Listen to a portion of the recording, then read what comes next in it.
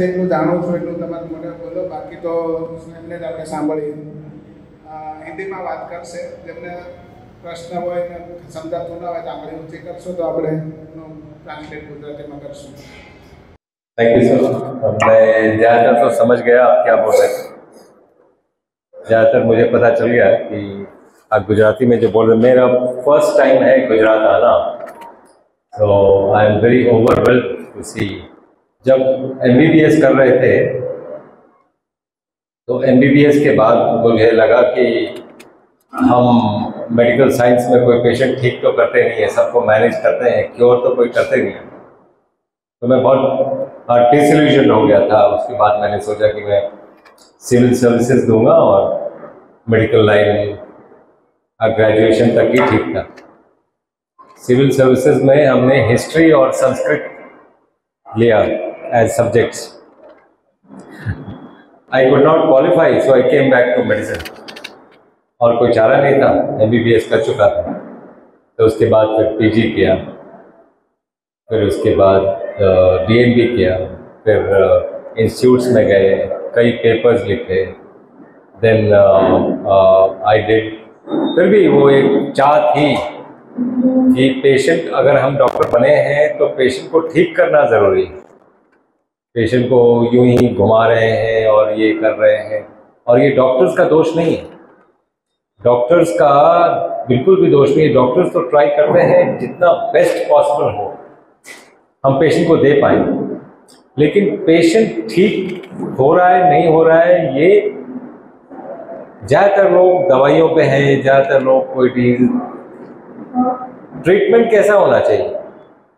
Exact treatment, cheap होना चाहिए, best होना चाहिए, ड्यूरेबल होना चाहिए और क्योर होना चाहिए. उसको बोलेंगे एग्जैक्ट ट्रीटमेंट. अदरवाइज एक laundry list, so many medications, ये भी दवा ले लो, ये भी दवा ले लो, ये भी दवा ले लो, और ऐसा लगता है कि हम मतलब प्रेस्क्रिप्शन लिखने वाली मशीन बन गए. कोई एक पेशेंट आए, उसको क्या तकलीफ है, नॉर्मली कोई भी चीज़, जैसे हम लोग आज डायबिटीज़ पे बात करेंगे.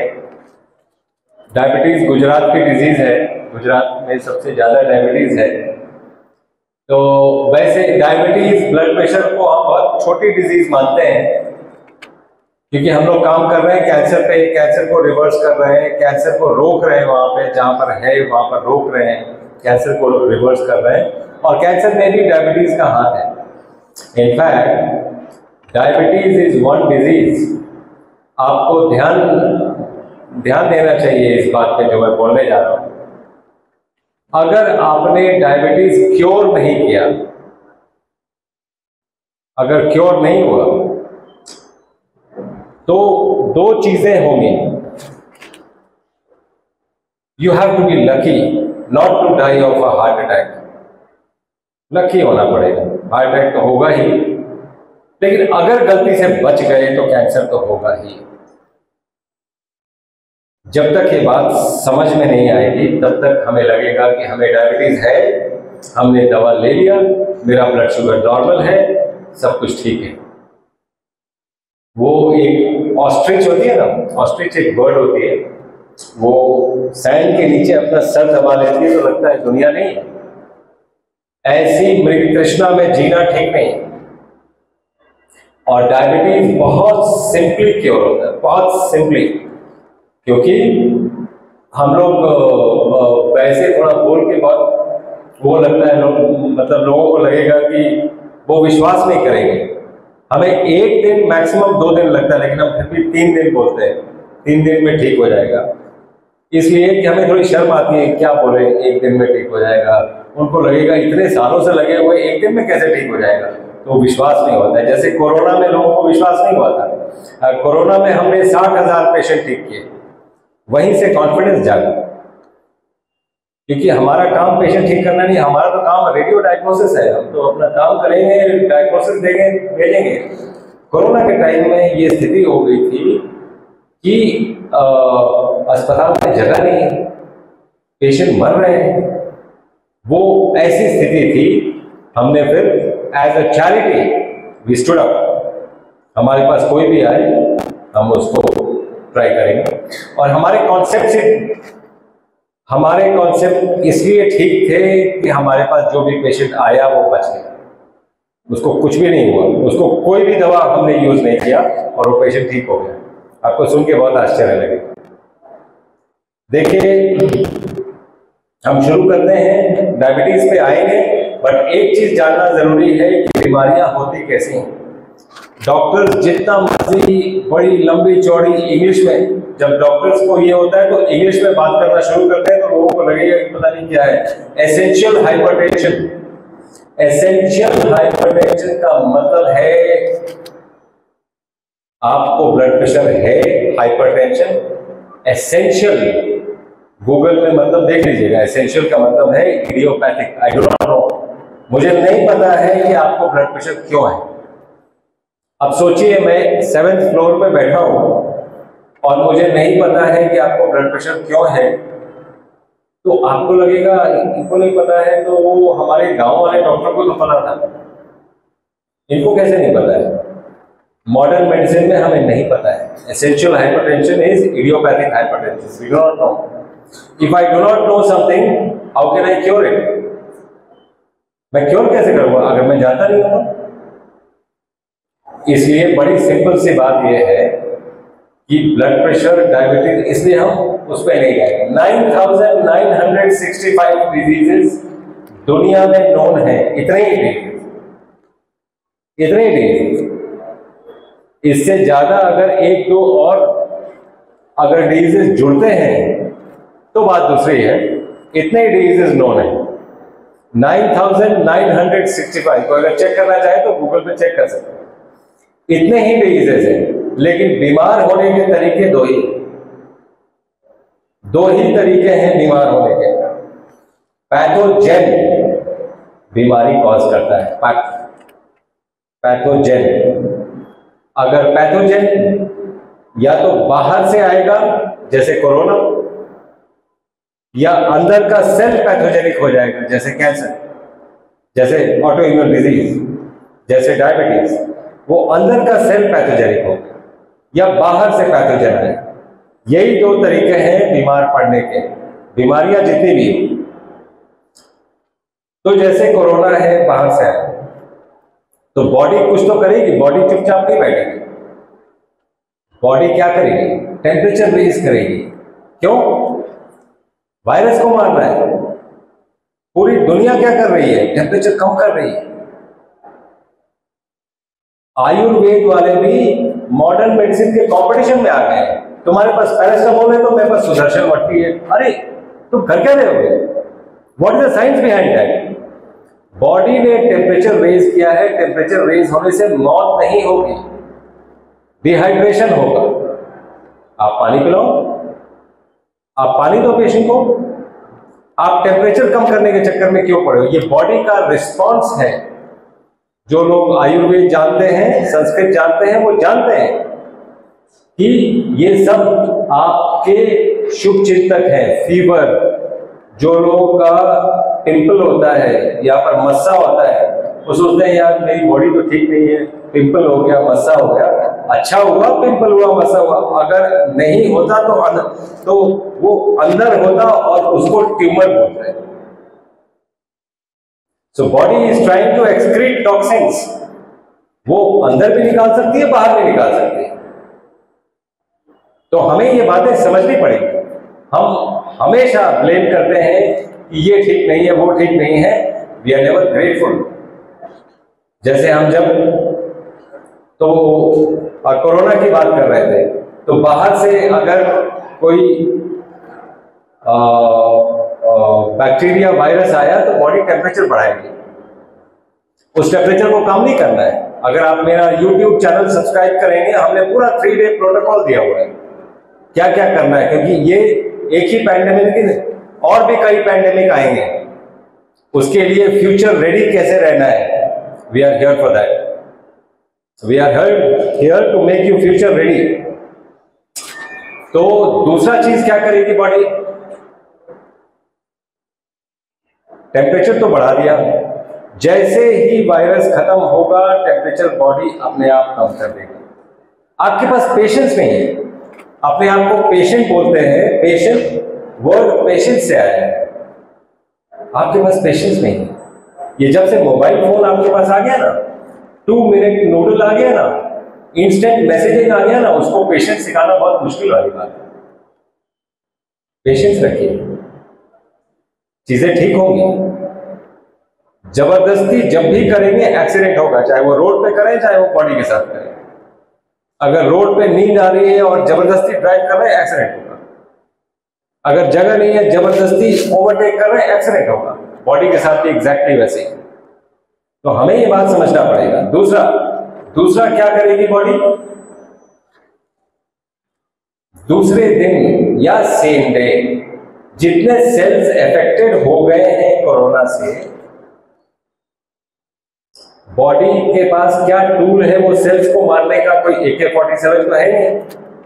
तो कैसे मारेगी? ऑक्सीजन कॉन्सेंट्रेशन कम करेगी बॉडी। और हमने क्या किया? ऑक्सीजन दे दिया। आप गौर करिए, जितने भी लोग कोरोना में मरे हैं वो वायरस से नहीं मरे, इम्यून के हाइपर रिस्पॉन्स से मरे। Immune system was hyper responsive, क्योंकि हमने इम्यून सिस्टम को शायद समझा नहीं। और वैसे भी हम इम्यून सिस्टम सबको मालूम है, जितने डॉक्टर्स होंगे सबको पता है। अब तो जनरल पॉपुलेशन को भी पता है, T and B सेल से चलते हैं इम्यून सिस्टम। T सेल है या B सेल, इतना सबको पता है। सबके पास इम्यून सिस्टम है। ये जो पैंडेमिक आया था, हमें एक चीज तो जरूर सिखा के गया कि पूरा वर्ल्ड इम्यूनो कॉम्प्रोमाइज्ड है। पूरा वर्ल्ड लॉकडाउन की तरह भीगी बिल्ली की तरह घर में घुसा हुआ था। एक भी इंसान बाहर नहीं था, कभी डर के मारे, कभी किसी चीज के मारे, क्योंकि हमें पता ही नहीं था। जितनी हम टॉल क्लेम्स करते हैं, ये साइंस और वो साइंस सब फेल होती हुई नजर आ रही थी। वो दिन ज्यादा दूर नहीं, वो भूलना नहीं चाहिए। तो जो ह्यूब्रिस ऑफ मैनकाइंड है कि मुझे सब कुछ पता है, वो ह्यूब्रिस फिस हो गई उस समय। तो बॉडी क्या करेगी? ऑक्सीजन कॉन्सेंट्रेशन कम करेगी। हम ऑक्सीजन दे रहे हैं। और वैसे भी आप क्या लेते हैं? आप सांस क्या लेते हैं? अंदर क्या लेते हैं? रीलर्न करिए। तो बहुत सी चीजें रीलर्न करनी जरूरी है। आप अंदर ऑक्सीजन नहीं लेते, आप अंदर हवा लेते हैं। This device called the body, इसको ठीक से पता है उसमें से ऑक्सीजन कितना निकालना है। बिकॉज ऑक्सीजन, जितने लोग 7th स्टैंडर्ड पास किए हैं वो जानते होंगे कि ऑक्सीजन आग लगाता है। ऑक्सीजन फेवर्स कंबशन, आग लगाया है। हमने जितने लोगों को हवा दिया वो बच गए, जिनको ऑक्सीजन दिया वो मर गए। हमें ये बात समझनी पड़ेगी कि ये जो खंडित दृष्टि और खंडित दृष्टिकोण है किसी भी चीज को देखने का, हमें सुधारना पड़ेगा उसको। हमारी दृष्टि खंडित हो गई है और हमारा दृष्टिकोण भी खंडित हो गया है। कहने का मतलब यह है रिडक्शनिस्ट साइंस। बहुत बार कर्क्यूमिन से, हल्दी में कर्क्यूमिन होता है जो कि हीलिंग है। आप कर्क्यूमिन का कैप्सूल खा के देख लो, आपका कोई हीलिंग नहीं होने जा रहा है। आपको पूरी हल्दी खानी पड़ेगी।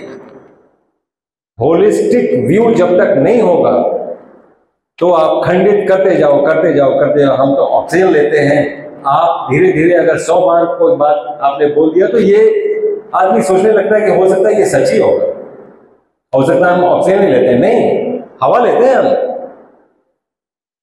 इसलिए हवा दीजिए, ऑक्सीजन नहीं।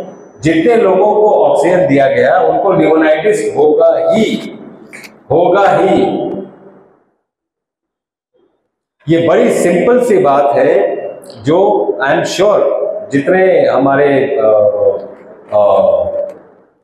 फ्रेंड्स डॉक्टर्स हैं दे विल अंडरस्टैंड कि ये चीजें हैं। तो कोरोना में फर्स्ट डे हमें बहुत सी चीजें जानवरों से सीखनी जरूरी है, क्योंकि हमें लगता है ये तो जानवर खाते हैं, तो आप कौन हैं? हम अपने आप को भूल चले हैं। हमें पहचानना बहुत जरूरी है। बहुत सी चीजें अपने आपको जानवरों से सीखनी पड़ेगी। जानवर बीमार पड़ता है तो क्या करता है? सबसे पहले खाना बंद करता है। और हम अभी फीवर में क्या खाएं और क्या ना खाएं, आप देखिए ना, एक man is the most intelligent species on planet earth. ये सर्टिफिकेट आपको किसने दिया? ये मैनकाइंड को किसने सर्टिफिकेट दिया? मैं जानना चाहता हूं। आपने कभी किसी कुत्ते से पूछा कि बॉस मैं ये सर्टिफिकेट खुद को देने जा रहा हूं, दो के लिए? एक कुत्ते के सामने खाना रखिए, एक बार सोएगा, आपको बता देगा खाना है कि नहीं खाना है। आपको आज तक नहीं पता चला क्या खाना है क्या नहीं खाना है, and you feel you are the most intelligent person. हमें थोड़ा सा अपना ह्यूब्रिस कम करना पड़ेगा। हमें एक्चुअली अभी तक नहीं पता है कि हमें क्या खाना है क्या नहीं खाना है। जितने न्यूट्रिशनिस्ट है, कई बार न्यूट्रिशनिस्ट के गैदरिंग में मुझे ये बुलाया गया है, वो रुचिका दिवाकर भी थी उसमें। उन्होंने एक फेमस आदमी के बेटे को वो किया है, तो मैंने उनको वही पूछा कि भाई मुझे एक चीज बता दो कि जो आप न्यूट्रिशन बता रहे हो उसमें न्यूट्रिशन कितना है। और गौर से देखिए, हम एक्चुअली बेसिक्स भूल गए हैं, हम गौर से देखते हैं। आप गौर से देखिए, हम सीड्स खाते हैं। चावल क्या है? सीड है ना। दाल क्या है? सीड है। रोटी क्या है? सीड ही है ना। Seed has the potential energy to become a tree, हमें पता है। सीड में पोटेंशियल एनर्जी है पेड़ बनने के लिए, हमें पता है। उस सीड को आपने बॉईल कर दिया, मान लीजिए कुकर में बॉईल कर दिया, तो निकाल के जमीन में गाड़ देंगे तो पेड़ उग जाएगा? क्यों नहीं उगेगा? क्यों नहीं उगेगा? डेड हो गया ना। तो डेड फूड आपको लाइफ कहां से दे रहा है बॉस? मेरे को वो साइंस दिखाइए, मैं एक्चुअली सीखना चाहता हूं कि वो डेड फूड आपको लाइफ दे रहा है। Dead food will give you death, life food will give you life. जब तक ये बात बहुत क्लियरली नहीं समझ में आएगी तब तक हमें बीमारियां नहीं समझ में आएगी। हमें लगता है पता नहीं क्या हो गया है। डायबिटीज पहली बात एक ब्लड शुगर डिजीज नहीं है। ये सुन के कैसा लग रहा है? Diabetes is not a blood sugar disease. Blood sugar is an effect of diabetes, not the cause of diabetes. Cause sugar नहीं है, cause है हाइपर इंसुलिनीमिया। इंसुलिन जब भी आप खाएंगे ब्लड में शुगर बढ़ेगा, वो अच्छी बात है क्योंकि शुगर को सेल में जाना है। पैंक्रियास से इंसुलिन निकलेगा उसको सेल में डालने के लिए।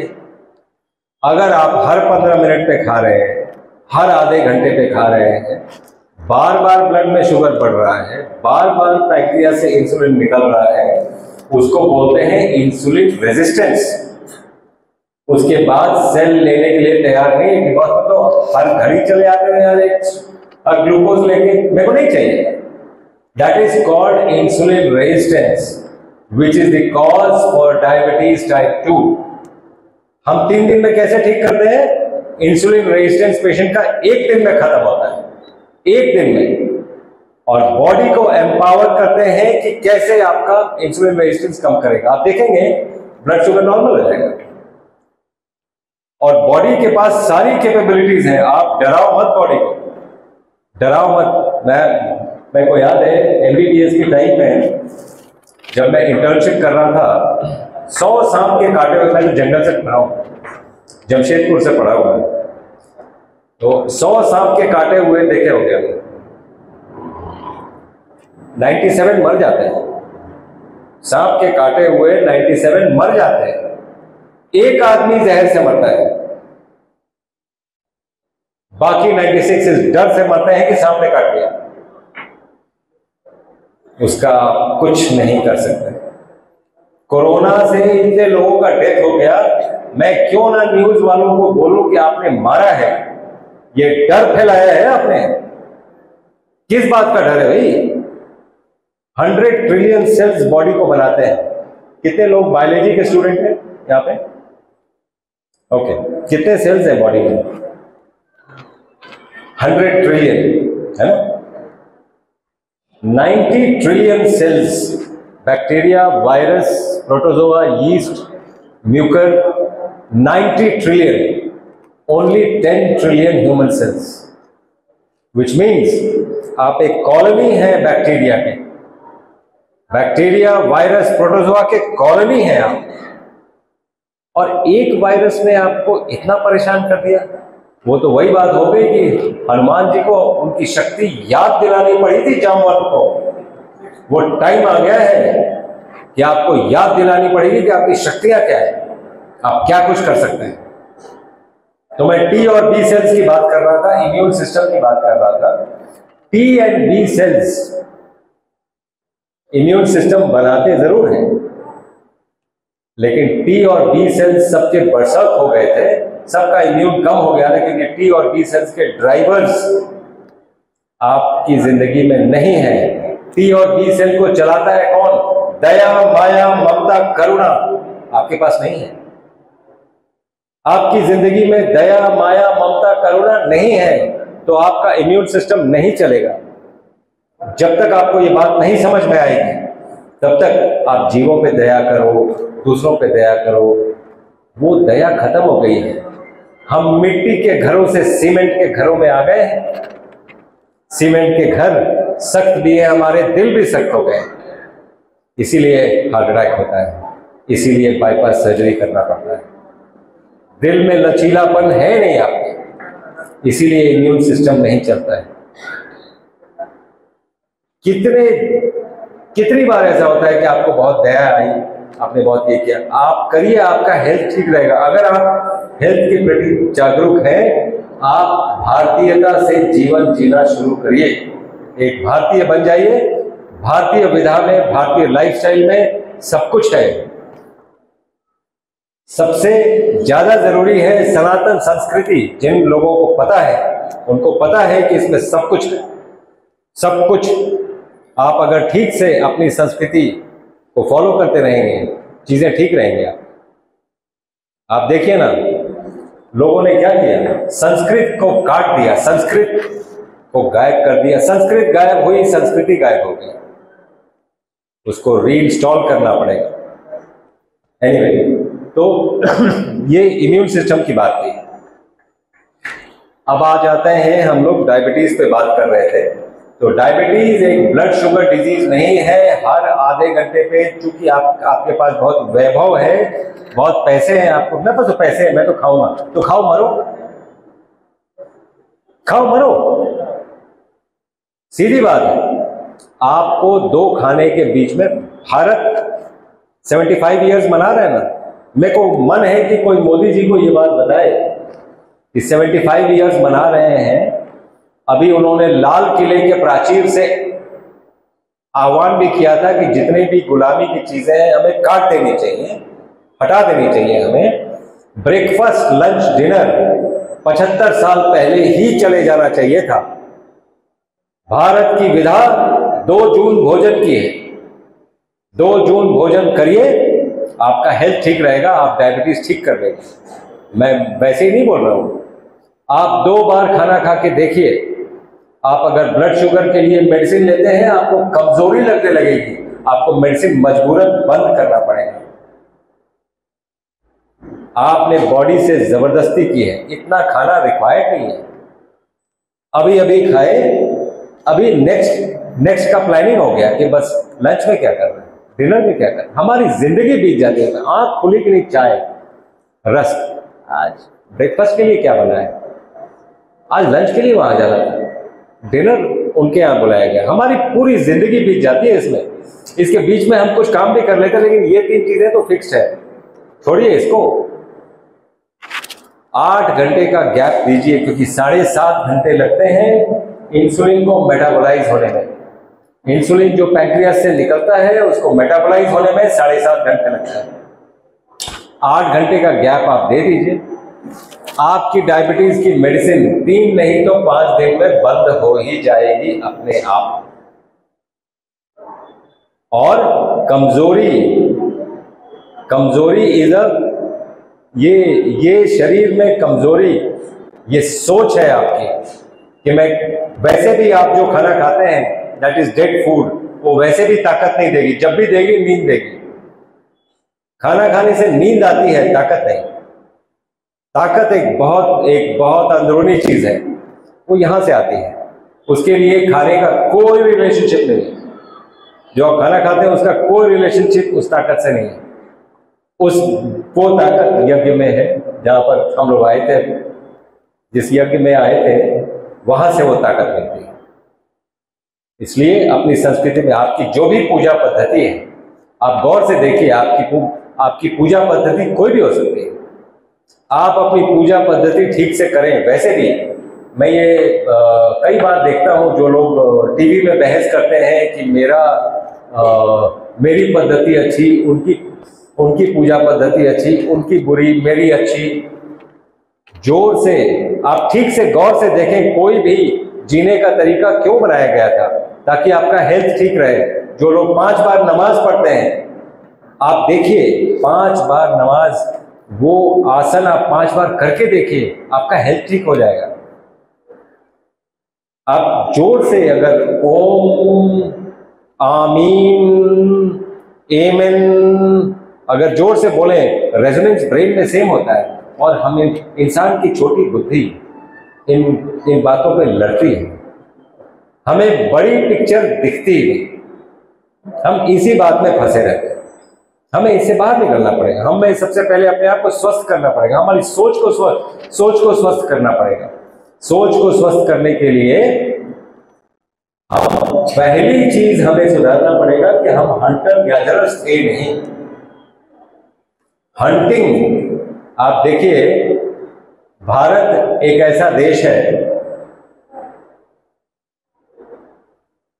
जहां पर अहिंसा परमो धर्म। हिंसा में हम तो सब्जियों को भी सुधारते हैं, हम सब्जियां काटते नहीं हैं। इनफैक्ट जो लोग जानते हैं मैं क्या बोल रहा हूं, गांव में आज भी सब्जियों को सुधारते हैं, हम काटते नहीं। प्लीज, हम ये वर्ड्स नहीं यूज करते। तो हमें ये बात समझनी पड़ेगी, अहिंसा जो है आपको शब्द से भी नहीं करनी है। शब्दों में भी सारे, हम तो वो देश है जो अगर ठीक से देखा जाए दूसरे राज्य को जीतने के लिए अश्वमेध यज्ञ करते थे। घोड़ा छोड़ दिया है, ना पकड़ो, 5 से 10% अपना रेवेन्यू हमें दे दो, हमारी प्रभु को स्वीकार कर लो। हम खून खराबा नहीं चाहते। हम वो देश हैं। पूरी दुनिया में एग्जाम्पल नहीं है कहीं भी, हम वो देश हैं। इसलिए हमें समझना पड़ेगा कि हम क्या हैं, हम कैसे ये योग भूमि है भारत एक योग भूमि है। हम भोग भूमियां तो कई हैं। अमेरिका एक भोग भूमि है, यूरोप एक भोग भूमि है, भारत एक योग भूमि है। ये योग की ताकत थी। 1000 साल गुलाम रहने के बाद भी भारत और भारतीय संस्कृति बची रह गई। ये योग की ताकत थी। तो हमें वो ताकत समझना पड़ेगा और उसको ट्रांसलेट करना पड़ेगा इनटू हेल्थ, जो हम कर रहे हैं। We are trying to do that. तो डायबिटीज की बात हो गई, अब कैंसर की बात कर लेते हैं। और थोड़ी कैंसर, नाम सुनते ही लगता है कि पता नहीं क्या हो गया, ना ही सुने तो ज्यादा अच्छा है ना। घर के घर, गांव के गांव बिक जाते हैं। हमने देखा है, चूंकि हम पेट सीटी करते हैं तो हमें बहुत ठीक से पता है कि कैंसर कहां तक स्प्रेड है, कैसे देखना है, क्या है। कैंसर एक, जैसे बाहर से सेल आया जो हमने बात की, कैंसर एक अंदर का सेल है। अंदर का सेल एक टेररिस्ट सेल है। उसको पूरा बॉडी का सर्वेलांस सिस्टम मालूम है कि टी एंड बी सेल्स कब आएंगे, कहां बचना है, उसको सारा कुछ मालूम है, उसको मालूम है। तो वो टेररिस्ट सेल है जो अंदर का सेल है। वो मरता नहीं है नॉर्मल इम्यून सिस्टम से। इम्यून सिस्टम को जैक करना पड़ता है। तो कैसे वो बचेगा, वो पेशेंट कैसे बचेगा जिसको कैंसर है? वो एक टेररिस्ट सेल है और टेररिस्ट को मार के टेररिज्म आपने खत्म कर दिया क्या? बहुत टेररिस्ट मारे, टेररिज्म दुनिया से खत्म हो गया क्या? जब तक टेररिज्म के फिलॉसफी पे अटैक नहीं करेंगे टेररिज्म नहीं खत्म होगा। टेररिस्ट को मार के टेररिज्म नहीं खत्म होगा। सर्जरी क्या है? काट के निकाल दो। रेडियोथेरेपी क्या है? जला दो। कीमोथेरेपी क्या है? पॉइजन कर दो। ये मारने के तरीके हैं।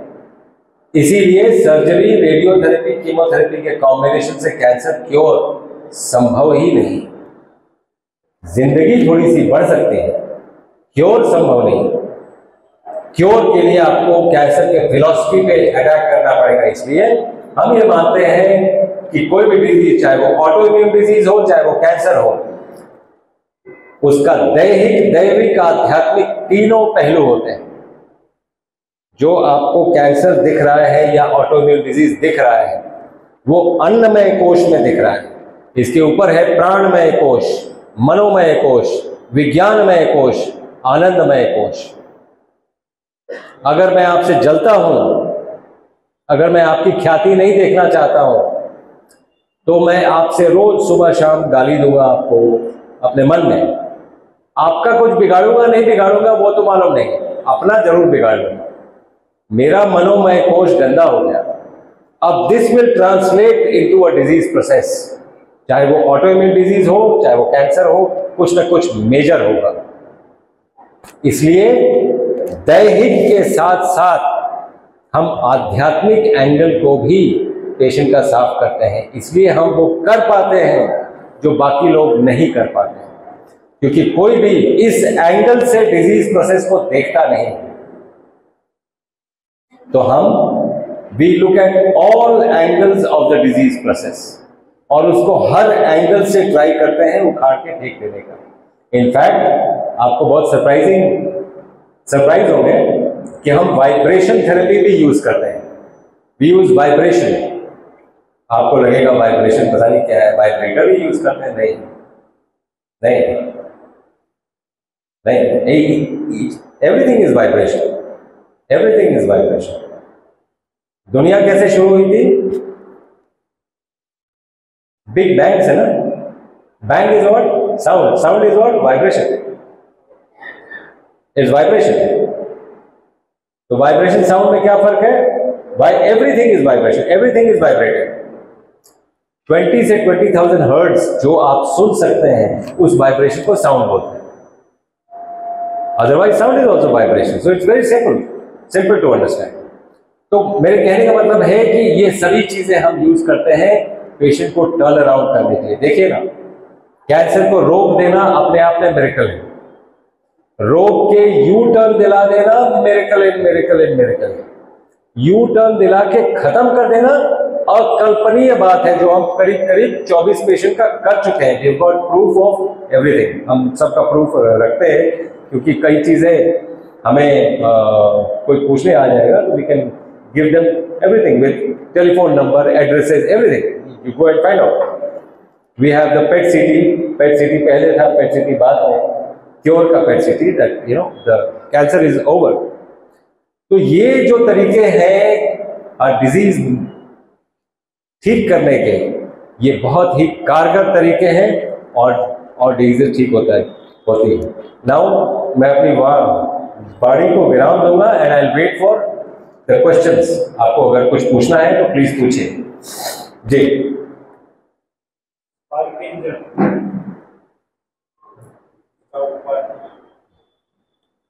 बहुत बढ़िया क्वेश्चन है। पार्किंसनिज्म, इसका बहुत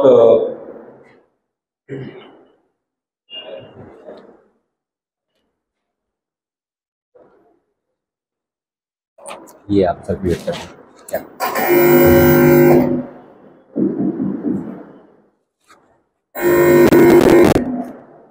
हाँ, पार्किंसनिज्म का आवाज आ रही है? पार्किंसनिज्म, ये कुछ लोगों को शौक होता है अपना नाम देने का डिजीज प्रोसेस में। तो पार्किंसन एक डॉक्टर थे जिन्होंने पहली बार ये ऑब्जर्व किया, तो अपना नाम घुसा दिया बीच में। इसमें कोई साइंटिफिक चीज नहीं है। बॉयल्स लॉ में there is nothing scientific, Charles law में there is nothing scientific. Science को इन सब बातों से बचना चाहिए, नाम वाम यूज करने से बचना चाहिए, ऐसा मैं मानता हूँ। एनीवे, तो parkinsonism is a disease which Parkinson saw for the first time and he thought he should give his name to that disease, so that is Parkinson's, number 1. Number 2, it is a form of dementia. Dementia क्यों होगा? कहीं भी blood supply जहां पे रुकेगा वो organ काम करना बंद करेगा, या आप कम काम कर रहे हैं, कम यूज कर रहे हैं, यूजलेस, धीरे धीरे यूजलेस हो जाता है। अगर आप मसल को कम यूज कर रहे हैं तो वो पतला हो जाएगा, ब्रेन को कम यूज कर रहे हैं तो यूजलेस हो जाएगा। धीरे धीरे आप यूज करिए, ऊपर वाले ने जो भी चीज दिया है उसको डेली बेसिस पे यूज करना जरूरी है।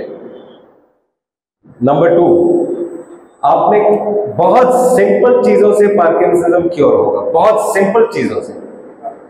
आप देखिए, ब्लड प्रेशर बहुत बड़ा कारण है, डायबिटीज बहुत बड़ा कारण है, पार्किंसनिज्म का बहुत बड़ा कारण है, क्योंकि ऊपर तक ब्लड पहुंचता नहीं है। एक तो हम इतना,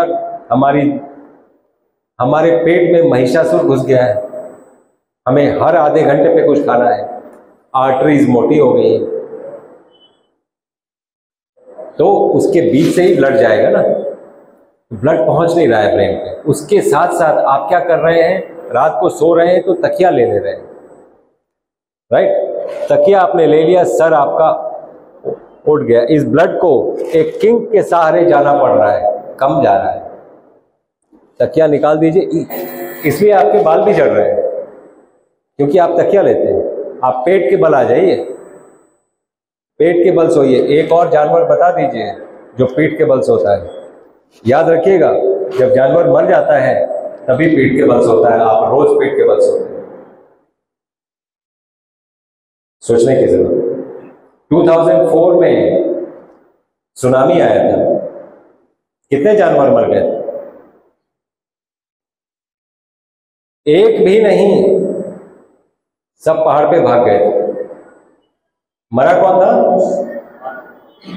वो जानवरों को पता था सुनामी आ रहा है। आपने लास्ट टाइम कौन से जानवर को सेंट जोसेफ स्कूल में पढ़ते जाते हुए देखा है कि भाई आज ये हमारा चीता है, आज ये जा रहा है सेंट जॉन स्कूल में 10th का एग्जाम दे रहा है? कहां देखा आपने? पढ़ लिख के बेवकूफ इसी को कहते हैं, क्योंकि आपके पांव जमीन पे नहीं हैं। जिनके पांव जमीन पे नहीं है वो बहुत दिनों तक जमीन पे रहेंगे नहीं। जूता पहनते हैं, इंसुलेशन है, पांव जमीन पे रखते। This is an electrical body, by the way, in case आपको नहीं पता है तो कैसे पता है मुझे? इलेक्ट्रिकल बॉडी है, कैसे पता है मुझे? हम लास्ट चीज क्या करते हैं sir, before we declare dead, कोई अगर पेशेंट बहुत सिक आता है, हम लास्ट चीज क्या करते हैं? इलेक्ट्रिक शॉक देते हैं। साइंस क्या है? इलेक्ट्रिसिटी अगर बॉडी का रिवाइव कर दिया तो इलेक्ट्रिसिटी मैकेनिकल फंक्शंस को खुद ही रिवाइव कर देगी। That is the science behind that. इसीलिए हम इलेक्ट्रिक शॉक देते हैं। This is an electrical body. अगर इस बिजली में इलेक्ट्रिसिटी ज्यादा आता है तो हम क्या करते हैं? इलेक्ट्रिशियन को बुलाते हैं। अब वो क्या करता है? उसको अर्थ कर देता है। आप अपने आप को अर्थ क्यों नहीं करते? आप नहीं करते हैं, आप नहीं करते हैं अर्थ। याद रखिए, यही जो अर्थ नहीं करने वाली स्थिति है, ये अगर ब्रेन में चला गया तो एपिलेप्सी कॉज करेगा, हार्ट में चला गया तो एट्रियल फिब्रिलेशन कॉज करेगा, किडनी में चला गया तो किडनी को धीरे धीरे श्रिंक करता जाएगा। पांव जमीन पे रखिए, वो बहुत जरूरी है। इसीलिए मैं बोलता हूं, हर चीज में आप देखेंगे आपको भारतीय संस्कृति की तरफ वापस आना पड़ेगा। जब तक आप नहीं आएंगे तब तक हेल्थ आपका ठीक नहीं रहेगा। जो मर्जी कर लीजिए, आपको वापस आना पड़ेगा, तब जाके आपका हेल्थ ठीक होगा। तो पार्किंसनिज्म का सबसे पहली चीज है, पेट के बल सोना शुरू कर दें, नंबर 1। नंबर 2, प्राणायाम करीब 10 तरह के होते हैं, सिर्फ अनुलोम विलोम नहीं होता है। उसमें एक होता है उज्जाई प्राणायाम। आप अगर नोट करना चाहें तो नोट कर लें। उज्जाई प्राणायाम होता है और अंतर कुंभक बाह्य कुंभक प्राणायाम होता है। ये दोनों करना शुरू कर दें, उनका जितना भी पार्किंसनिज्म हाथ ऐसे हिलता है कम हो जाएगा। और हफ्ते में एक दिन व्रत करना शुरू कर दें और 2 जून भोजन पे आ जाएं, और एक बार का भोजन 50% रॉ फूड होना चाहिए। अंकुरित चने, अंकुरित मूंग, ये सैलेड्स, फ्रूट्स 50% होना चाहिए। 50% can be cooked food. Cooked food हमेशा याद रखिए, इट्स फॉर टेस्ट। उससे कोई न्यूट्रिशन एक्सपेक्ट मत करिए। न्यूट्रिशन एक्सपेक्ट करिए रॉ फूड से, और हफ्ते में एक दिन फास्ट करिए। आप ये देखिए, ये सभी चीजें भारतीय संस्कृति में आपको खींच लाती हैं, जो मैंने आपको बोला। इसलिए मैं हमेशा जोर देता हूं, भारतीयता के तरफ आप पांव बढ़ाइए। आपका हेल्थ ठीक रहेगा, देश का हेल्थ ठीक रहेगा। जैसे भी हम पेशेंट्स को एड्रेस करते हैं, उनको यही बोलते हैं, आप अगर हमारी बातों से लाभान्वित होते हैं, 2 लोगों को और ठीक करिए। क्यों? मैं अकेला कहां कहां तक पहुंच पाऊंगा, मैं आपके जरिए पहुंचूंगा। उनको ठीक करिए। पूरा देश सिख है, और वैसे भी हम वसुधैव कुटुंबकम में विश्वास रखते हैं। हम तो पूरी दुनिया को हेल्दी करना चाहते हैं। हम ये सोच के निकले कि हमें पूरी दुनिया को हेल्दी करना है। सिकनेस, डॉक्टर का क्या मतलब है? सोसाइटी में डिजीज नहीं होना चाहिए। We are working on it, I am working on it. Society में डिजीज ना हो, मैं इस पे काम कर रहा हूं। और दूसरा, मेरी मदर को एक डिसीज था, तो उसका कोई लागू पड़ता है क्या है? हाँ, ये जो बहुत सी चीजें जिंदगी में अनलर्न करनी पड़ेंगी आपको। बहुत सी चीजें अनलर्न करनी पड़ेगी। ये जो जेनेटिक बेसिस ऑफ डिजीज है, ये आपको किसने बताया है? क्योंकि एपीजेनेटिक्स ने, जिन लोगों को जेनेटिक्स मालूम है, या अगर जेनेटिक्स पे बात करना चाहते हैं, उनको आजकल जेनेटिक्स नहीं चलता, एपीजेनेटिक्स चलता है। जेनेटिक बेसिस ऑफ डिजीज, दो चीजें हमें समझनी पड़ेंगी। एक जेनेटिक बेसिस ऑफ डिजीज, एक रनिंग इन फैमिलीज। अगर फैमिली में डिजीज रन कर रही है, you can run away. Genes basis नहीं है। जेनेटिक डिजीज मतलब फिनोटाइप और जीनोटाइप की बात करते हैं कि जीनोटाइप में है तो फिनोटाइप में आएगा, तो that is a separate issue. और वो भी आजकल धीरे धीरे बैकसीट ले रहा है, बिकॉज एपीजेनेटिक्स वो आ गया है। तो जेनेटिक बेसिस आपको ड्रग कंपनी झूठ बोलती हैं क्योंकि उनके पास दवा नहीं है। तो आपके ब्लेम किसको करेंगे आप? ग्लूकॉन नहीं, क्या नाम है तो, ग्लैक्सोस्मिथक्लाइन को ब्लेम नहीं कर सकते हैं। तो ग्लैक्सोस्मिथक्लाइन क्या करेगी कि आपको बोलेगी कि आपकी फैमिली में ये प्रॉब्लम है। आप देखिए ना, किसी भी डायबिटिक को मैं पूछता हूँ आपको डायबिटीज है, immediately he will transfer the blame to his parents. मेरे तो फैमिली में है जी, मतलब मैं तो एक निरीह प्राणी यूं ही चल रहा था, इस खानदान में पैदा हो गया, इसलिए मुझे डिजीज हो गया। यही होता है, हम बाहर में सबको बाहर में ब्लेम करते हैं, अपने आप को तो ब्लेम करते ही नहीं। हमारा तो कोई दोष ही नहीं है।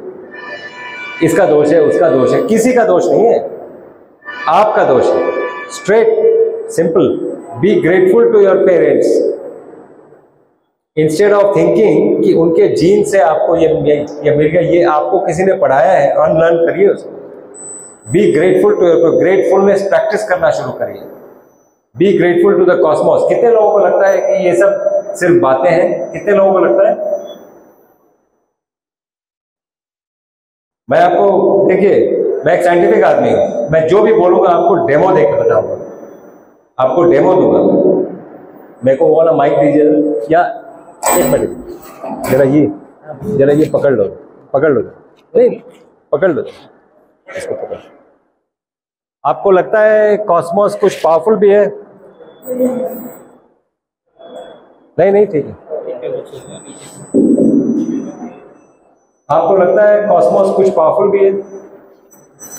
कोई ऊपर से कॉस्मिक ब्लिस आता भी है? कितने लोगों को लगता है कॉस्मोस पावरफुल है? एक को भी नहीं लगता है ना? मैं आपको अभी डेमो दूंगा, आपको बात समझ में आएगी। अपना हाथ ऊपर उठाइए, ऐसे करिए, सभी लोग करिए, ये वर्टिकल लाइंस है, ये हॉरिजॉन्टल लाइंस। सर आप भी करो। ये हॉरिजॉन्टल लाइंस है ना, ये दोनों को मिला लीजिए, इसको नमस्ते मुद्रा में आ जाइए। दोनों उंगलियां बराबर है कि कोई बड़ी छोटी है?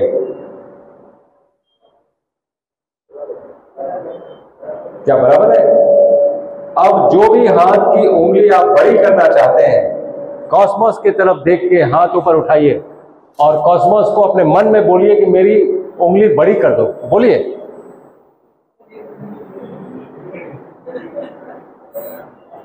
पांच बार बोलिए और फिर वापस लेके आइए। वापस करके देखिए बड़ी हुई कि नहीं हुई,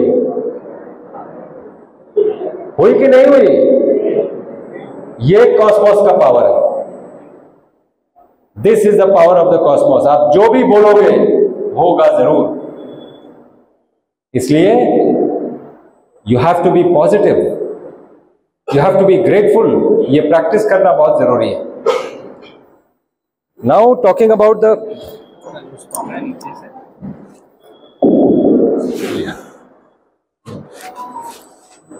और कोई प्रश्न? तो माँ बाप का दोष नहीं है, मैं आपको बता रहा हूं क्यों।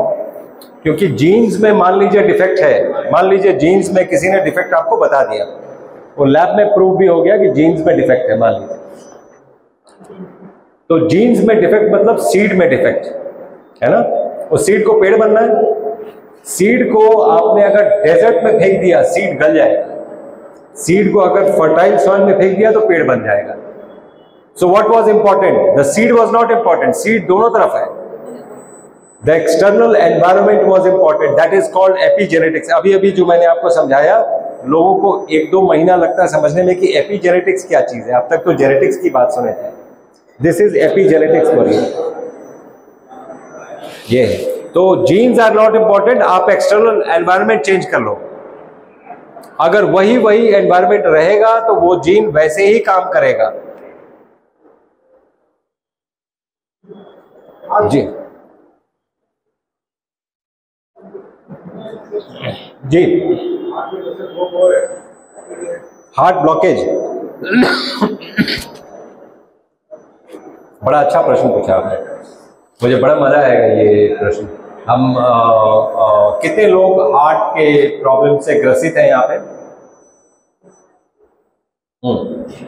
तो आपको क्या लगता है, ब्लॉक हो गया तो एंजियोप्लास्टी तो कराना ही पड़ेगा, है ना? क्या लगता है आपको? सिर्फ आपको नहीं, अरे मैं तो ये बात कार्डियोलॉजिस्ट के सामने, कार्डियक सर्जन के सामने बोल चुका हूं। वो भी बहुत आश्चर्य से देखते हैं।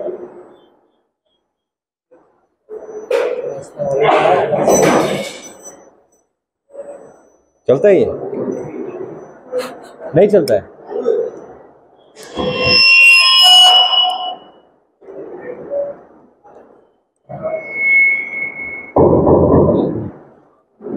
तो ये तो मैंने कार्डियोलॉजिस्ट को कई बार बोला है। तो क्या लगता है, ब्लॉक हो गया तो खोलना पड़ेगा नहीं, या तो सर्जरी से या फिर स्टेंट से, है ना? विष्णु भगवान ने स्पेशल स्टेंट बनाए होंगे, स्पेशल ब्लिस आया होगा कि हाँ भाई अब तो स्टेंट ही लगाना है ना। आप देखिए पल्स, सबको मालूम है ना पल्स क्या चीज होती है? सबको देखना आता होगा। पल्स मान लीजिए 75 है, और एन एवरेज 75 पल्स होता है। एक पल्स का मतलब है एक हार्ट बीट। एक पल्स का मतलब है एक हार्ट बीट। एक बार जब हार्ट बीट करती है तो 70 ml ब्लड निकालती है। 70 ml, 70 ml। एक मिनट में अगर 75 बार बीट करती है और एक बीट में 70 ml निकालती है तो एक मिनट में ब्लड हार्ट से कितना निकला? मैं आपसे पूछता हूं कितना ब्लड निकला? अगर एक पल्स में के बराबर एक हार्ट बीट है, एक हार्ट बीट में 70 ml ब्लड निकलता है, और 1 मिनट में 75 बार हार्ट बीट करती है, तो 1 मिनट में हार्ट से कितना ब्लड निकल गया? कितना? 70 into 75, that comes to how much?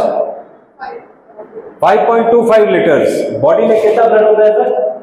इतना ही होता है ना, 5.25 लीटर्स, और इतना ही ब्लड होता है बॉडी में। इसका क्या मतलब है? इसका ये मतलब है कि एक सेल जो हार्ट से चला वो 1 मिनट के अंदर हार्ट में वापस आ गया, है ना? यही मतलब हुआ ना उसका। हार्ट से ब्लड निकला, हार्ट में वापस आ गया। सुन के कितना आसान लगता है ना। ब्लड कहां मूव करता है? आर्टरीज, वेन्स, वेन्यूल्स, कैपिलरीज, सब में मूव करता है। अगर सबको एंड टू एंड जोड़ लिया जाए तो 1 लाख किलोमीटर बनता है, नहीं 2 लाख किलोमीटर बनता है। 2 लाख किलोमीटर का मतलब है 2 times the circumference of the earth। 1 minute के अंदर वो रेड ब्लड सेल इतना डिस्टेंस ट्रैवल करके वापस आ गया हार्ट में। अगर आपको इसके बाद भी हार्ट सिर्फ पंप दिख रहा है तो चश्मा पहनना पड़ेगा। There is divinity here. Pump, कितने लोग पंप जानते हैं? कितने लोग जानते हैं कि हार्ट पंप है? सब लोग जानते होंगे, इसीलिए बहुत कुछ अनलर्न करना पड़ेगा। पंप है ना, तो बहुत से काम करो, तो बहुत इंटेलिजेंट आदमी हो, तुम एक ऐसा पंप ही बना दो जो 1 किलोमीटर पानी को फेंक के खींच ले 1 मिनट के अंदर। बना दो 1 किलोमीटर पानी को फेंक के। और ब्लड पानी नहीं है, ब्लड विस्कस फ्लूइड है, पानी नहीं है। 1 मिनट के अंदर 1 किलोमीटर से एक पंप पानी खींच ले जरा। आप बना नहीं सकते हैं। 1 लाख किलोमीटर आपका ये हार्ट पंप करके खींच लेता है। आपको सिर्फ पंप दिखता है, इसलिए प्रॉब्लम है। ये सिर्फ पंप नहीं है। ये हार्ट कैसे चलता है? जैसे ही आपने कोई रॉन्ग न्यूज सुना, दिल की धड़कन बढ़ जाती है ना? कोई ये गलत बात सुन के दिल की धड़कन बढ़ जाती है, दैट मीन्स कार्डियक आउटपुट बढ़ गया। जब आप जॉगिंग करते हैं, दिल की धड़कन बढ़ जाती है। So there are so many factors जो हार्ट को चलाते हैं। एक आपका थॉट प्रोसेस, दूसरा आपकी स्थिति, आपकी गति, आप दौड़ रहे हैं, चल रहे हैं, क्या कर रहे हैं, आपकी गति, the motion of the earth, the motion of the cosmos, so many factors.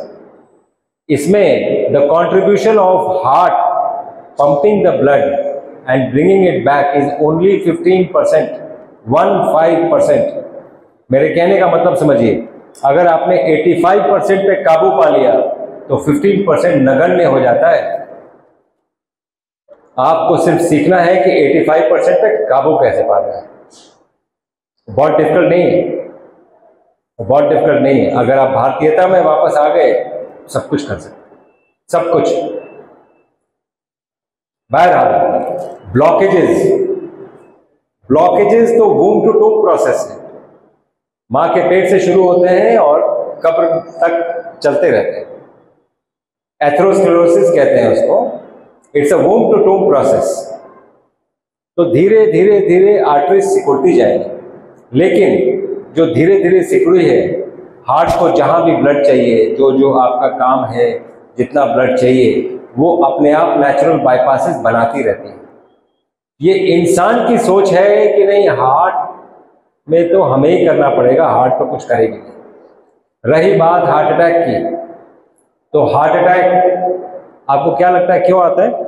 कोई भी अटैक, हाँ, हार्ट अटैक हो या ब्रेन अटैक हो, कोई भी अटैक क्यों आता है? हवा की कमी से। एक चीज याद रखिएगा, सबसे ज्यादा सिक पेशेंट्स, आप हॉस्पिटल में आईसीयू होगा, इंटेंसिव केयर यूनिट होगा, जरूर होगा, सभी हॉस्पिटल में होता है ना? अमेरिका से अहमदाबाद तक किसी भी हॉस्पिटल में चले जाइए, इंटेंसिव केयर यूनिट होगा। इंटेंसिव केयर यूनिट में सिक पेशेंट्स होते हैं। किसी को किडनी का problem, heart, lungs, liver, paralysis, accident, कई तरह के पेशेंट्स हैं, कई तरह की उनको दवाइयां चल रही हैं। लेकिन एक चीज आप कॉमन देखेंगे सभी पेशेंट में, उनको एक ड्रिप चल रहा होगा, और ऑक्सीजन चल रहा हो। ये आपको एक मैसेज देना चाहिए, इस पेशेंट का जल और वायु ठीक नहीं, इसलिए ये सिक है। On the other hand healthy किसको बोलते हैं? Yoga, morning walk, jogging, swimming, dancing, weight lifting, आप जो भी करते हैं, आप क्या करते हैं? आप सांस ज्यादा लेते हैं, सांस ज्यादा छोड़ते हैं। जब भी आप सांस लेंगे प्यास ज्यादा लगेगी। आपने सांस ले लिया, पानी ले लिया, हेल्दी हो गए, नहीं तो सांस और पानी चढ़ाना पड़ता। So a thin line between health and disease is only air and water. ध्यान रखिए इसको, चीजें ठीक रहेंगी आपकी। और ये जो स्ट्रोक्स होते हैं, दैट मीन्स ब्लड वहां पे नहीं पहुंचा। ब्लड नहीं पहुंचा का क्या मतलब है? ऑक्सीजन नहीं पहुंचा, मतलब हवा नहीं पहुंची। तो ये जल वायु का ही सब खेल है। लोग कहीं बाहर जाते हैं तो पहले बोलते थे ना, हम जब हम अपना जलवायु बदलने जा रहे हैं, जल एंड वायु इन सो मेनी वर्ड्स, तो वो है। तो रही बात ब्लॉकेजेस की, ब्लॉकेजेस के लिए बहुत चिंता मत करिए। ब्लॉकेजेस सडन नहीं होने चाहिए। यंगस्टर्स में अगर चेस्ट पेन है, that can result into a massive in fact. मैं दिल्ली में नेशनल हार्ट इंस्टीट्यूट में हूँ, वहाँ पे सीनियर कंसल्टेंट हूँ। हाँ, हार्ट हमारे लिए रोज का काम है, रोज हम देखते हैं इसे। तो यंगस्टर्स के लिए एकदम चारों तरफ स्मोकी एनवायरनमेंट, उसमें ये कर रहे हैं, इमोशनली ट्रबल्ड है, उनके लिए घातक हो सकता है। अगर कोई 60 ईयर ओल्ड को अगर कोई ब्लॉकेज है, that will result into myocardial infarction. जरूरी नहीं, जरूरी नहीं, और वो ब्लॉकेज होगा ही। आप अगर हम 60 साल के लोगों को रोड से पकड़ के सबका एंजियोग्राफी करें, एवरीबडी विल बी एबनॉर्मल, कोई भी नॉर्मल नहीं होगा। किसी को 60, 70, 80, आप देखिए परसेंटेज ब्लॉकेज इंपॉर्टेंट नहीं है। ये रोड में ब्लॉकेज आ गया मान लीजिए, इंपॉर्टेंट क्या है? अगर हमने बगल से रास्ता निकाल गए तो हमारे लिए ब्लॉकेज का कोई मतलब नहीं हुआ। सो इट ऑल डिपेंड्स कि आपके कोलैटरल्स बने हुए हैं कि नहीं बने हुए हैं। अगर आप ठीक ठीक अपना जीवन जी रहे हैं तो कोलैटरल्स आपके बने होंगे, इतना विश्वास करके चलिए। ब्लॉकेजेस तो होंगे ही, वो तो होंगे ही। एनीवे, और कोई प्रश्न? जी। Patient with chronic hypersensitivity pneumonitis, what should be your advice? Hyper sensitive बोला आपने? हाँ, any sensitivity is go lateralizes to the immune system. If it is sensitive, that means you're talking about the immune system. तो pneumonitis तो बहुत ही छोटी बीमारी है, बहुत सिंपली ठीक होगी, लेकिन अगर इम्यून सिस्टम जनरेटेड है तो फिर वो ऑटो इम्यून डिजीज के कैटेगरी में आएगी। Auto immune disease is what? Any auto immunity, जैसे nephrotic syndrome, rheumatoid arthritis, amyotrophic lateral sclerosis,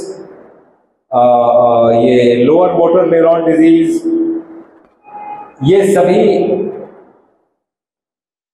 thyroiditis, Hashimoto thyroiditis, Graves disease, ankylosing spondylitis, ये सभी ऑटो इम्यून डिजीज है। ऑटो इम्यून डिजीज का क्या मतलब है? आपका इम्यून सिस्टम आपके अगेंस्ट में काम कर रहा है। इम्यून सिस्टम कौन है? मंदिर में आपको ब्रह्मा विष्णु महेश कब मिले थे लास्ट? वहां नहीं होंगे तो मस्जिद में होंगे, नहीं तो फिर गुरुद्वारे में होंगे, नहीं तो फिर चर्च में होंगे। नहीं, आपके अंदर बैठे हैं, आप बाहर कहां ढूंढ रहे हो? इसी मृग तृष्णा में आदमी घूमता रहता है। आपके अंदर बैठे हैं। कैसे? जब बच्चा मां के पेट से निकलता है, बर्थ पैसेज में एक ब्लैक चीज फेस पे लग जाती है ना, जिसको लोग स्वॉब से निकालते हैं। First seeding of the microbiome वही है, वही आपका सांस शुरू करता है। Brahma, life has started. वही माइक्रोबायोम उम्र भर आपको ठीक रखता है, विष्णु। और वही माइक्रोबायोम जब कोई पार्ट मर जाता है तो ब्लैक फंगस बन के उसको गला देता है, महेश। ब्रह्मा विष्णु महेश, इन तीनों के दर्शन आपको अभी अभी कोरोना काल में हुए हैं, आप भूल चले हैं। इसीलिए मैं बोल रहा हूँ कई चीज़ें याद दिलानी पड़ती हैं। याद रखिएगा, यदा यदा ही धर्मस्य ग्लानिर्भवति भारत अभ्युत्थानम धर्मस्य तदात्मानं सृजाम्यहम् परित्राणाय साधूनां विनाशाय च दुष्कृतां धर्म संस्थापनार्थाय संभवामि युगे युगे। कभी मैं कृष्ण बन के आऊंगा, कभी कोरोना बन के आऊंगा, पहचानो मुझे। सब लोग दंडवत करने लगे थे ना, पेट के बल सो रहे हैं, ऐसे सांस ले रहे हैं, दंडवत करवा दिया आपको, याद नहीं आया, समझ नहीं आया आपको।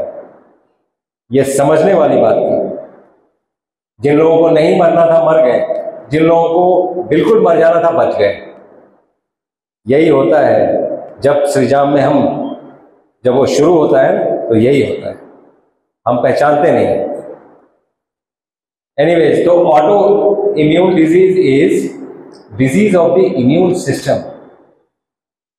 आप इसके लिए बहुत कुछ करना पड़ता है, और बहुत कुछ करने के बाद जो जो चीजें फिजिकल डोमेन में करनी पड़ती है वो बहुत सिंपल है, जो दूसरे डोमेन में करनी पड़ती है वो थोड़ी सी डिफिकल्ट हो सकती है। जैसे आपको साधना करनी पड़ेगी, ये करनी पड़ेगी।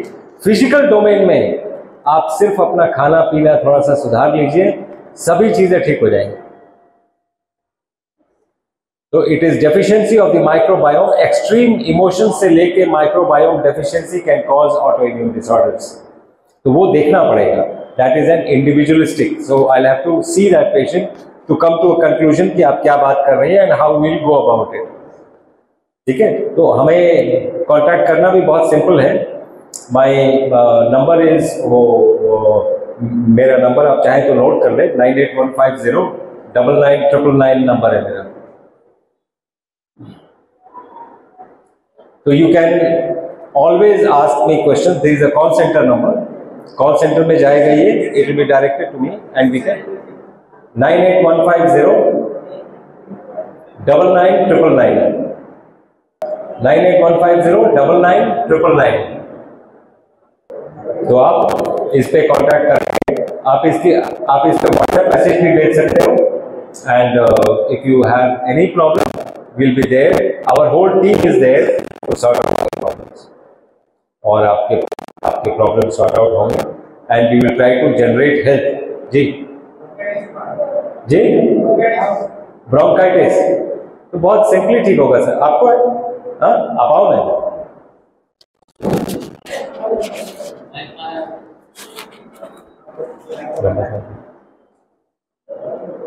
लंबा सांस, लंबा सांस, लंबा सांस,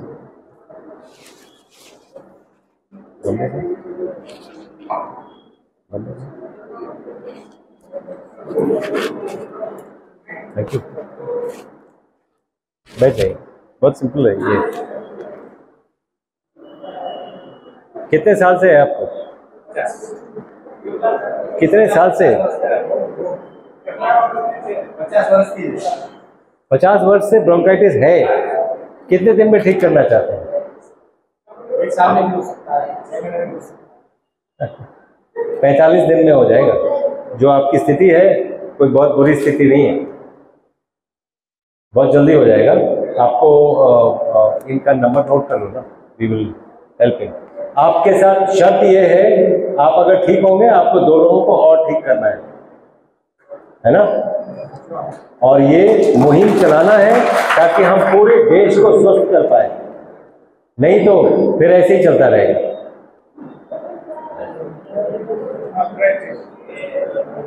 आर्थराइटिस किसको है? आर्थराइटिस किसको है? आर्थराइटिस में मैं आपको ये बता जी। ओके,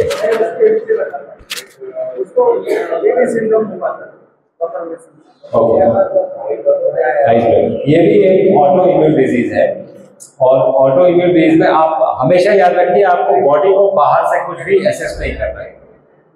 पहले ट्राई करिए, जैसे लोगों को कॉन्स्टिपेशन होता है तो सबसे पहले एनिमा लेना शुरू करते हैं। अरे भाई that is an outside intervention. आप अपने बॉडी को सज्ज कर सकते हैं ताकि कॉन्स्टिपेशन ना हो। हम उसको पूरे, ये बहुत सिंपल तरीका है वेगल स्टिमुलेशन का। अगर वेगल स्टिमुलेशन आप कर लें तो आपकी आंखों में ड्राइनेस खत्म हो जाएगा। आप मेरा वीडियो देखिए वेगल स्टिमुलेशन पे, हमारा 8 मिनट आप स्पेंड करिए। 8 मिनट्स का वेगल स्टिमुलेशन है, आपकी आईज बिल्कुल बहुत अच्छे से मॉइस्ट हो जाएंगी, कुछ भी बाहर से लगाने की जरूरत नहीं पड़ेगी। पानी भी नहीं, प्लीज, आंखों में पानी भी नहीं। आप देखिए ना हम कैसी कैसी मृग तृष्णा में जीते हैं। मैं आपको दिखाता हूं, साबुन लगा के कितने लोग गोरे हो गए, कितने लोगों का स्किन अच्छा हो गया डव साबुन लगा के, कितने लोगों का अच्छा हो गया। स्किन अच्छा होता अगर मिट्टी लगाते तो। आप मिट्टी से कटते गए, हमें शर्म नहीं आती है जिस मिट्टी से पैदा हुए, जिस मिट्टी में मिल जाना है उसमें इन्फेक्शन देखते हैं। हम ज्यादा पढ़ लिख गए, हमें 2 कदम पीछे लेना पड़ेगा। आपको दिखाता हूं मैं मिट्टी की ताकत। स्किन का पीएच 5.5 है, 5.5। Skin is acidic. आपके सोप का पीएच कितना है? सोप अगर झाग जाता है मुंह में तो बहुत झाग वाला हो जाता है, मतलब अल्कलाइन है ना। सोप अल्कलाइन है, स्किन एसिडिक है। एसिड और अल्कली मिलेगा तो क्या बनेगा? सॉल्ट बनेगा। ये तो हम लोग 7th स्टैंडर्ड में पढ़े थे, है ना। तो जो व्हाइट हेड्स हैं आपके या ब्लैक हेड्स आते हैं, ये सॉल्ट है, ये सीधी बात है, सॉल्ट है। अब स्किन का पीएच कितना था? 5.5। मिट्टी का पीएच कितना है? 5.5। क्या मिट्टी आपसे कुछ कह रही है? क्या आप वेट कर रही है कि आपको फोन करके बताएगी? आपको एक दिमाग दिया है समझने के लिए। आपको कभी वो जो अखरोट होता है, अखरोट इज बॉन्साई ब्रेन जैसा दिखता है। अब आप वेट कर रही हैं कि अखरोट आपको फोन करेगा कि जब कोई ब्रेन का प्रॉब्लम है तो अखरोट खाइए। आप वेट कर रही हैं। ये नेचर के सिग्नेचर्स हैं, पहचानिए इनको। बादाम देखिए आप, बादाम को पानी में भिगा लीजिए सुबह में। वो जो बादाम है उस पे आपको, जैसे आपके हार्ट में आर्टरीज है वैसी लकीरें होती हैं उस पे, कैपिलरीज की। आपको लगता है बादाम आपको फोन करके बताएगा कि अगर कोई ब्लॉकेज वाली बात है तो बादाम खाओ? ये नेचर के सिग्नेचर्स हैं। Let food be thy medicine rather than medicine being your medicine. जैसे फॉर एग्जांपल, ये मैं रिसर्च और मैं एक रेडियोलॉजिस्ट हूं, इसलिए आपको कभी भी कोई अनसाइंटिफिक बात बोलूंगा नहीं। मैं भावनाओं में भी कोई अनसाइंटिफिक बात कभी नहीं बोलूंगा। आप देखिए, अगर चेस्ट पेन होता है किसी को तो डॉक्टर्स क्या बोलते हैं? सॉर्बिट्रेट जेब में रखो, राइट। सॉर्बिट्रेट क्या करता है? हम लोग मायोकार्डियल परफ्यूजन कैलकुलेट करते हैं पेट सीटी में, कितना स्क्वायर सेंटीमीटर में मायोकार्डियल परफ्यूजन कितना था और क्या चीज इंक्रीज करता है उसको। तो सॉर्बिट्रेट से 2 ml पर स्क्वायर पर क्यूबिक मिलीमीटर इंक्रीज हो सकता है। 2 ml पर क्यूबिक मिलीमीटर इंक्रीज हो सकता है सॉर्बिट्रेट से। अदरक से 8 ml इंक्रीज होता है सर। अदरक से 8 ml पर cubic millimetre blood supply increase होता है। तो अदरक क्यों नहीं, सॉर्बिट्रेट क्यों? आपको नींबू युक्त साबुन क्यों चाहिए, नींबू क्यों नहीं? जब तक ये बात नहीं समझ में आएगी तब तक ये समझ नहीं आएगा। और जो लोग 4 बार ब्रश करते हैं बहुत बैड स्मेल करते हैं, क्योंकि नॉर्मली स्मेल जो है ना सबसे पहले लैप्स होता है, क्योंकि अपना स्मेल खुद को आता नहीं, दूसरों को आता है। आप 4 बार ब्रश करिए, जिसके लिए ब्रश कर रहे हैं वो आपको छोड़ के चला जाएगा, क्योंकि you will start smelling very bad. 2 बार हम ब्रश करते हैं, हमने इतनी गंदगी कहां पाल ली है मुंह में? और इतना क्लोजअप जरूरी नहीं है प्लीज। हल्दी लगाइए, दांत भी वाइट रहेंगे, कभी बैड स्मेल नहीं करेंगे। ब्रश करने वाले बैड स्मेल करते हैं, हल्दी लगाने वाले कभी बैड स्मेल नहीं करते हैं। इस बात को गौर करिएगा, करके देखिए। तो इसलिए ये भारतीयता पे वापस आइए। अगर चेस्ट पेन है, अदरक पॉकेट में रखिए और अदरक चबा लीजिए या किसी को चबवा दीजिए। अभी मैं ये जो बोल रहा हूं ये बहुत लोगों की जान बचाएगा। आप लोग माताएं हैं, गृहिणी हैं, अगर गृहिणी अपने पे आ जाए तो कभी दुर्गा, कभी काली, कभी लक्ष्मी, कभी सरस्वती, कुछ भी बन सकती है। तो आपको दुर्गा बन के सबको बचाना है, तो कैसे बचाएंगे? अदरक खिलाइए। अगर चेस्ट पेन हो रहा है, अदरक खिला के देखिए, कम से कम आप इस स्थिति में पेशेंट को जरूर ला देंगे कि उसकी जान बच जाएगी। वो थोड़ी देर बाद बोलेगा मैं नॉर्मल हो गया। और हमें जरूर बताइए, 2 लोगों को और बताइए, ताकि हम पूरे देश को स्वस्थ कर पाए, है ना?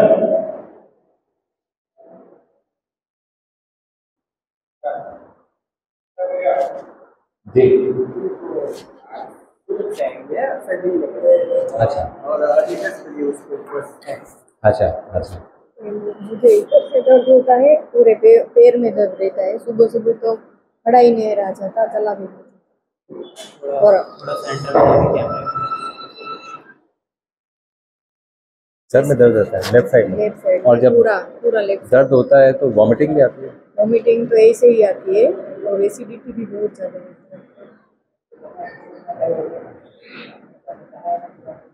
हाथ में भी इन्फेक्शन हो जाता है, बार बार हाथ में इन्फेक्शन भी हो जाता है। हो जाएगा, ठीक है ठीक है। अब ये इनका मोबाइल नंबर ले लो, इनको ना मेरा वो वाला पेज मेरा सब्सक्राइब कर लीजिए, आप चैनल सब्सक्राइब करिए। उसमें वेगल स्टिमुलेशन, अभी मैं बोल रहा था उसके बारे में, आप वेगल स्टिमुलेशन करना शुरू कर दें। वेगल स्टिमुलेशन अब तो FDA अप्रूव्ड है माइग्रेन के लिए। अगर किसी को माइग्रेन है तो vagal stimulation is FDA approved therapy, क्योंकि कोई ड्रग नहीं है। माइग्रेनिल खा के किडनी डैमेज होती है। हाँ वो सर मैं अभी बता दूं, मैं बताया। हाँ ये सारा वेगल स्टिमुलेशन से जाएगा। 8 मिनट का प्रोसीजर है। ऐसे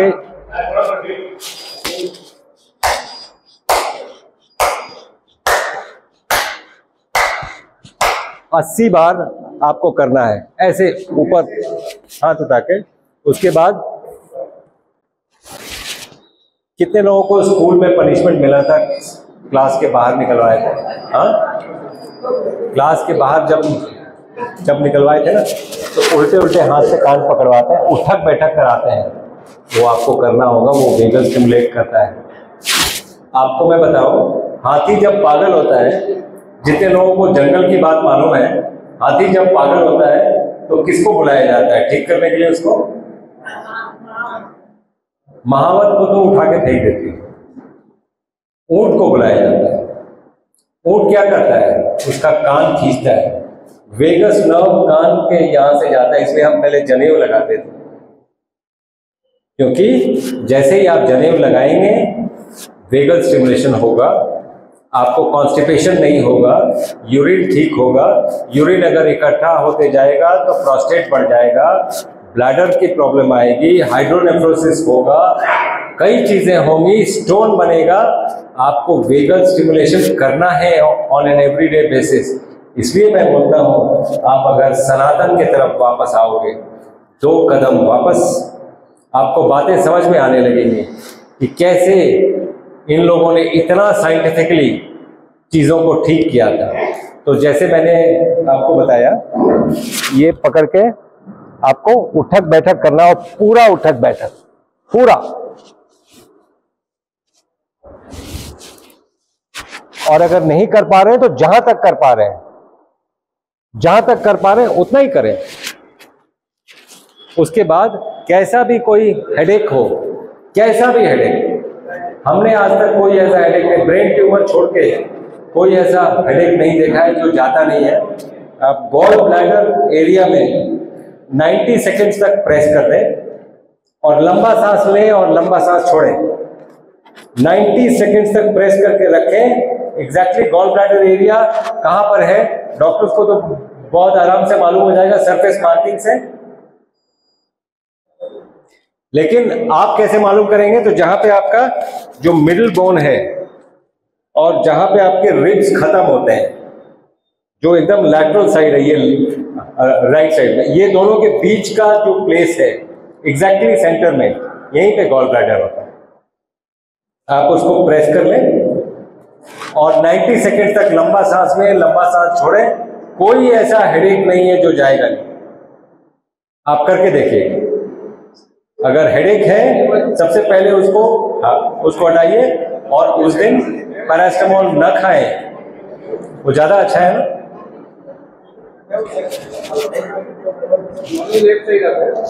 right side please. Gall bladder right side में होता है, लीवर राइट साइड में होता है, वहीं पे गॉल ब्लैडर होता है। तो आप वेगल स्टिमुलेशन कर लें। आप मेरा वो इनका नंबर लेके ना सिकंदर, हाँ, इनको भेज दो, आप सब्सक्राइब कर लीजिए, उसमें पूरा प्रोसेस दिया हुआ है। वो आपको नेवल स्टिमुलेशन भी करना है नाभि के ऊपर। अच्छा एक बात बताइए, लोगों के होंठ फटते हैं, हाँ, वो कितने दिन में ठीक होता है आपका? अगर फट गया तो 4-5 दिन लगता है। 4-5 घंटे में ठीक करना है क्या? मैं प्रूव करना चाहता हूं we are the fastest, the most durable and the most long lasting and cure. Fastest कैसे करेंगे? 4-5 घंटे में। नारियल तेल होठों पे मत लगाइए, नाभि पे लगाइए और उसको 5 मिनट तक घुमा दीजिए। 4 घंटे के अंदर लिप्स, बिल्कुल। जिन लोगों को, स्पेशली लड़कियों को, दे वांट फुल लिप्स, है ना, फुलर लिप्स चाहिए, नाभि स्टिमुलेट करिए, फुलर लिप्स हो जाएगा। Things are so simple, we have made it very complicated. आजकल बच्चे ब्रेसेस लगा के घूमते हैं, मुझे बहुत अफसोस होता है देखते हैं। आपको पिज्जा और मैगी खाने वाले लोगों को ब्रेसेस ही लगाना पड़ेगा और कोई चारा नहीं होगा। नारियल खाइए, नारियल एक ऐसा फ्रूट है, उसका जूस नहीं बन सकता प्लीज, वो आपको तोड़ के ही, दांत से ही तोड़ के खाना पड़ेगा और कोई चारा नहीं है उसका। बाकी सबका तो आपने शॉर्टकट निकाल लिया है, नारियल का कोई शॉर्टकट नहीं है। चने खाइए, मूंग खाइए, सैलेड खाइए और दांत से च्यू करिए। ये जो क्राउडिंग ऑफ टीथ है वापस आ जाएगा। You become much more beautiful. People don't do that actually, I don't know why. तो उनको उसमें भारी लगता है, बोलते हैं यहाँ पे दर्द हो गया। वो दर्द होना जरूरी है। कितने लोग जिम गोअर्स हैं? How many people are? आप वेगल स्टिमुलेशन पूरा कर लें, आपका बिल्कुल चला जाएगा। और as far as acid is concern, acid के लिए आप 2 बार खाना खाना शुरू करें। 50% फूड कुक्ड होगा, 50% अनकुक्ड होगा। आपका एसिड भी चला जाएगा। और कॉन्स्टिपेशन के लिए हल्दी पानी लेना शुरू करें सुबह और शाम। गरम या ठंडा? नहीं, नॉर्मल पानी में 1 चम्मच हल्दी डालिए, 1 चुटकी काली मिर्च, है ना। सुबह भी पीजिए, शाम भी पीजिए। आपके मोशंस भी नॉर्मल होंगे। 2 ही बार खाना खाना है, सूर्यास्त के बाद खाना नहीं खाना है। सूर्यास्त के बाद खाना बंद। पानी पीजिए और हल्दी पानी, और हफ्ते में 1 दिन फास्ट करिए, 1 दिन व्रत करिए, बिल्कुल चला जाएगा। हल्दी पानी खाना खाने से पहले पीना है के बाद? नहीं, आप कभी पी सकते हैं, सुबह सुबह उठ के पिए, ठीक है। रात को सोने से पहले या सोने से पहले, ठीक है। और नारियल पानी ऐसे? नारियल पानी नहीं, नारियल का तेल नारियल तेल ऐसे नाभि में लगाए और क्लॉकवाइज घुमाना है उसको 5 मिनट, ये ठीक होगा, ठीक है।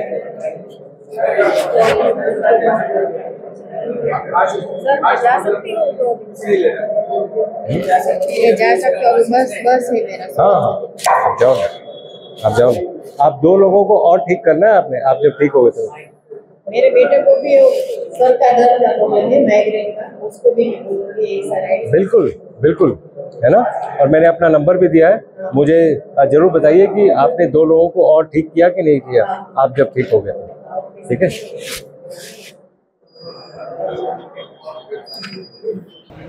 ખાસ તો ગુજરાતમાં સારામાં સારો પ્રસંગ છે કે દેહરાદૂનથી અને દિલ્હીથી ડૉક્ટર અવધેશ માટે સભાઈ આવ્યા છે. મોડર્નના એમબીબીએસ એમડી હોવા છતાં એ આપણી પુરાતન ધર્મની સંસ્કૃતિ સાથે સંકળાય અને Ayurveda, homeopathic, naturopathic, vibration therapy, sound therapy, એવી અનેક પ્રકારની થેરાપી અમે પણ એમની પાસે દેહરાદૂન જઈ હોસ્પિટલમાં શીખીએ છીએ. હા, એટલે તમે બધાને આપણે બધાને સારો એવો લાભ મળ્યો છે અમદાવાદ માટે. અને ભવિષ્યમાં પણ અહીંયા એમનું પણ સેન્ટર કરવા માટે આપણે જઈ રહ્યા છીએ. એટલે ભવિષ્યમાં બધા લોકોને આપણા ગુજરાતના લોકોને લાભ જય ભારત. સાહેબને વિનંતી કોટડીયા સાહેબને કે આવીને જરા ક્લિનિક શરૂઆત કરે.